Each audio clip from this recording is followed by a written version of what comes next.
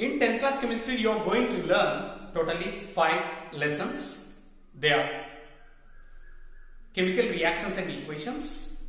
The second one is acid, bases and salts. The third lesson is metals and non-metals. The fourth lesson is carbon and its compounds. And the last lesson is periodic classification.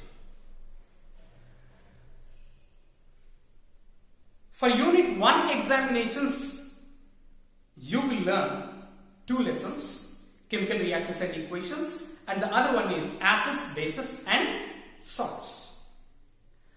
These 2 lessons will come in Unit 1 examinations. So let us start from first lesson onwards. Chemical reactions and equations. Of course,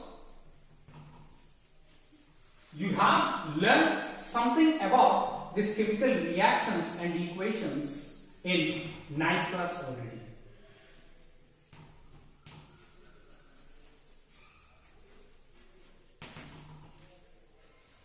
Like writing of chemical formulae and atomic masses and name of the elements, like this, some basic concept already you have. So let us learn this chemical reactions and equations very deeply by using that previous knowledge which you already gained in the previous classes. Okay.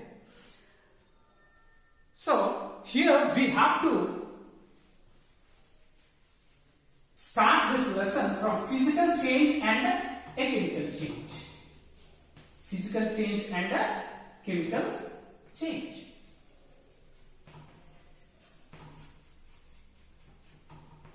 What is a physical change? If the change is observed in the physical properties like color, size, shape, order and so on. Suppose this is a paper which is in square shape. Fold the paper and tear the paper carefully so that you will get 2 pieces of paper. The shape of this paper is, yes, rectangular. The shape of this paper also rectangular. See here, the change is occurred in only the size and shape of the object, but the object remains unchanged, isn't it? Okay, so here the change is observed or the changes occurred in only the size and shape of the object only, but not in the object. The substance is always same. The substance remains unchanged. In the same way, take a wood log and cut it into pieces. In that activity also, you will observe the change in only size and shape but not in substance. Isn't it? And in the same way, take a blade and put it on the flame. After a few minutes of time, you will observe the change in color. Of course, you can get back that again to its original position. So here, what I want to say is, in all these 3 reactions or all these 3 examples, you can observe only the change in physical properties but not in the substance. The substance remains unchanged. So that is about physical change. And coming to the chemical change. What is a chemical change? The chemical change is nothing but the change in which new substances are formed. New substances are formed, that is called as a chemical change.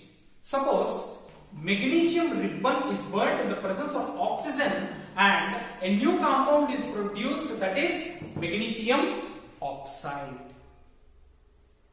So here new substance is formed here, that is magnesium oxide. So we can say that this change is a chemical change. In the same way, take zinc pieces and add them to hydrochloric acid so that you will get Two new substances, they are zinc chloride and hydrogen gas. So here also two new compounds are produced. We can say that that is also a chemical change. Okay. This chemical change can also be defined as the atoms present in the reactants. Actually, these are called as reactants, and these are called as products.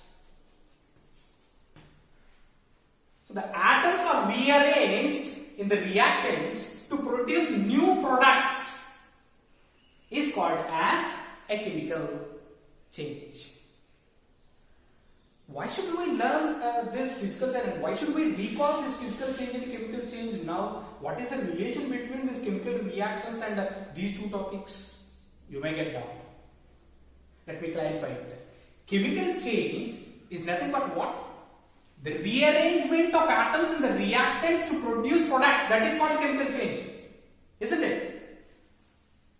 Chemical reaction also nothing but the rearrangement of atoms to produce new products.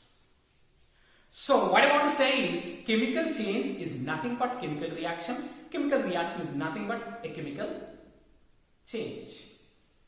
Of course, not only these, many chemical change examples you can take in your daily life also, like setting of curd, respiration. This all are the examples of course, burning of wood, burning of a paper. This all comes under chemical change. Of course, I need not to explain you about chemical change more than this, because you all are very sound in physical change and chemical change, because already you have learned in 7th and 8th classes. Okay. Suppose one reaction is given like this, like calcium carbonate is heated in the presence of oxygen and two new compounds are obtained like this.